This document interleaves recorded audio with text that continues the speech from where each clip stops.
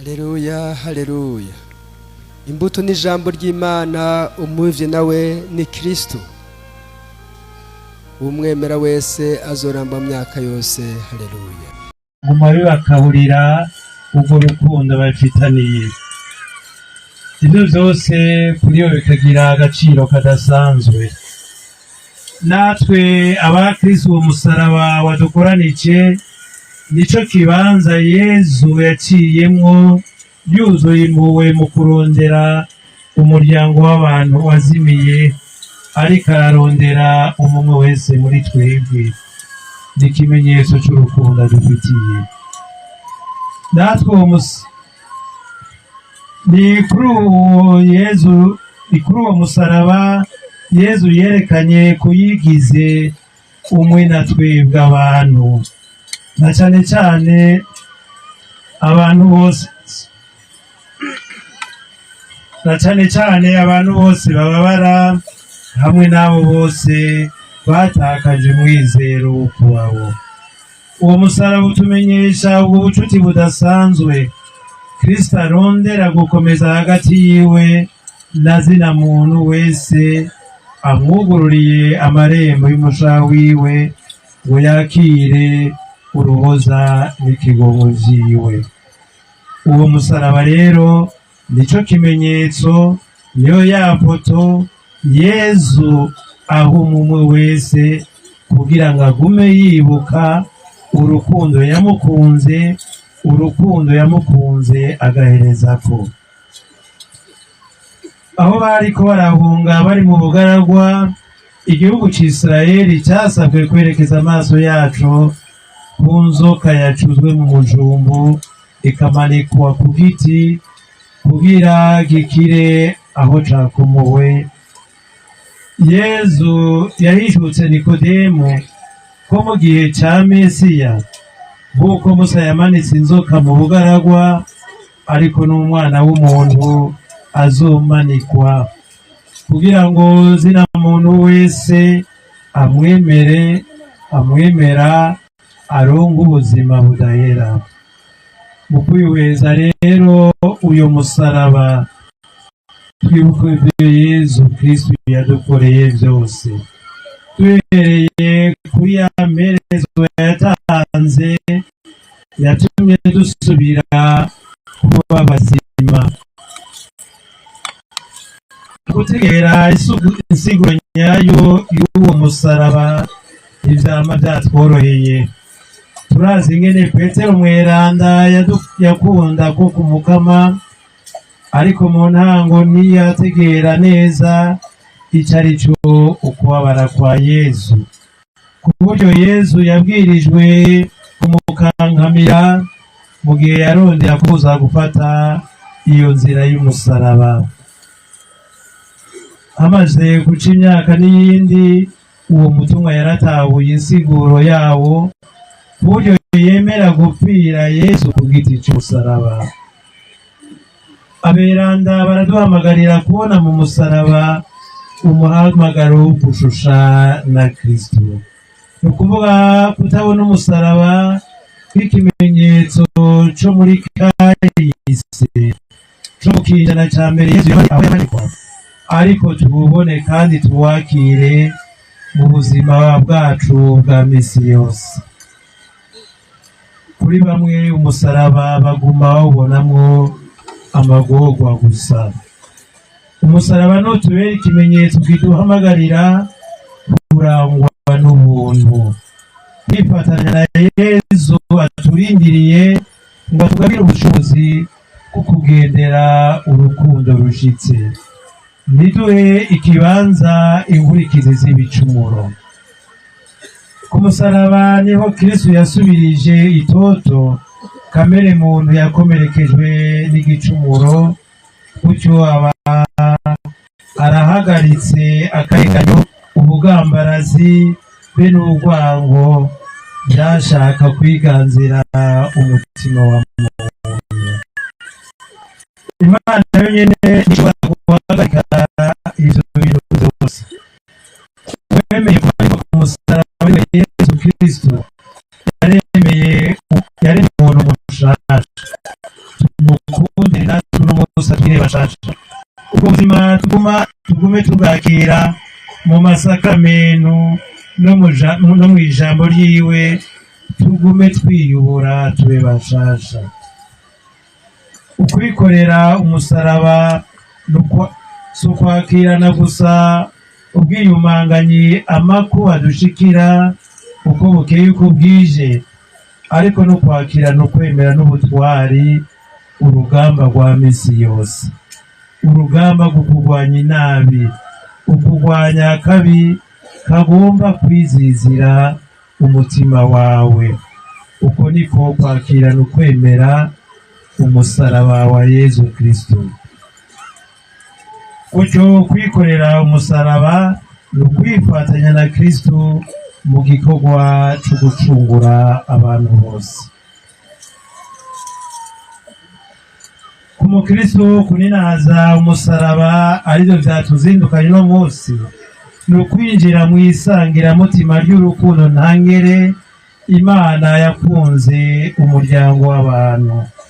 Ukwakira umusaraba n'ikimenyetso c'ukwemera kigaragaza ko umuntu ashaka kubeshwaho n'urukundo Kristo yamweretse.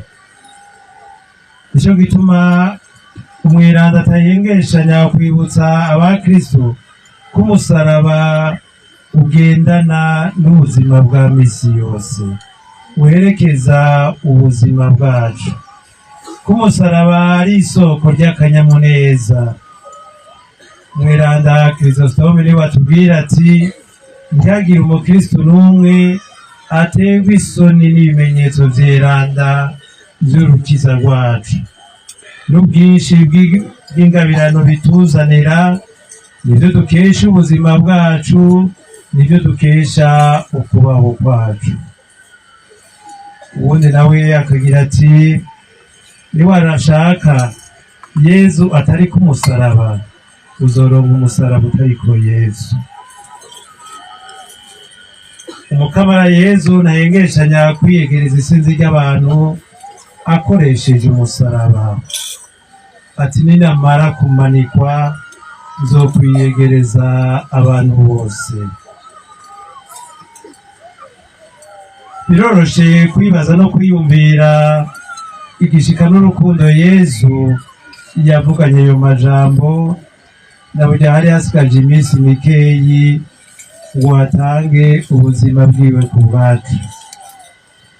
Kuri we igihe cyo kubambwa ku musaraba cyari igihe c'intsinzi y'agahebuza, igihe cyo kwiyegereza imitima yakunze rwose. Uwo musaraba nico cicaro ciwe, ni intebe y'ubwami bwiwe, intebe imenyesha intsinzi y'urukundo ku rwango, intsinzi y'ikigongwe ku kwihorahorana, intsinzi yo gusukurira abandi hakurondera kubaganza, ni ikimenyetso c'intsinzi yo kwifata ruto hakwishima, intsinzi y'ubumwe ku macakubiri. Ngivyo rero, ngiyo intsinzi dushaka kugira rwacu, ngivyo byo twaje gutamarira kugira ngo urwo rukundo rutsinde rwa rwango ruri mu mitima yacu, ruri mu miryango iwacu, ruri mu mibano iwacu.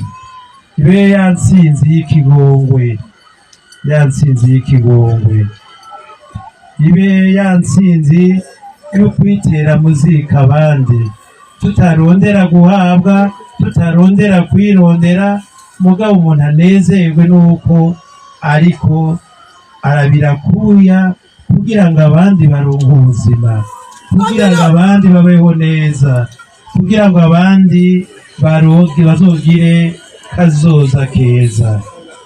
Ngico twaje kurondera kuri uno musaraba, ngico twaje kuharondera kuhavoma kugira ngo tuce mu makanda koko ya Yezu Kristo. Bavukanyi bakunzi b'Imana, umwe wese muri twebwe arafise ibikomere bivuye ku bicumuro vyiwe, ibikomere bivuye ku makuba yaciyemwo. Umwe wese yarikoreye imizigo imuremereye, ivyo vyose bikatubuza amahoro, bikaremera umwe wese, bigashobora no kumuca inkokora. Uyu munsi amasahamana aradusaba rero kuraramura amaso, tuyerekeze ku musaraba nk'ikimenyetso kiduhamagarira gutera imbere mu kwemera ngo dukire.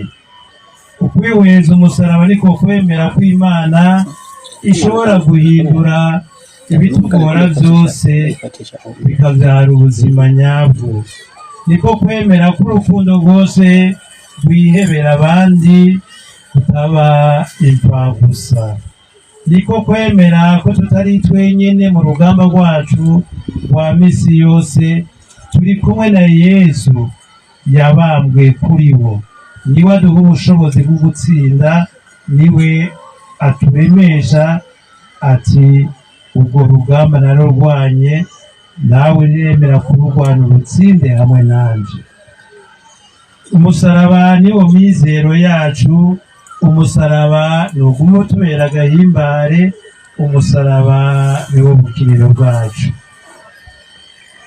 Twirukire rero umuvyeyi wacu Bikira Mariya, we yashoboye kuguma iruhande y'umusaraba, waremeshe kandi asangire ico gihe gikomeye n'umwana wiwe Yezu Kristo. Tumusabe adufashe kwifatanya n'umwana wiwe, dusangire nawe amagorwa, twishure ibicumuro by'abantu bose bimubabaza, kuko bica kubiri n'urukundo yadukunze. Tumusabe ngo kubera amagorwa yagize ku musaraba, mu mutima wa zina muntu wese wongerekane agatima k'uguhunga icitwa igicumuro. Tumukunde, dutange iciro mu kwakira imisi yose imisaraba yose. Amen.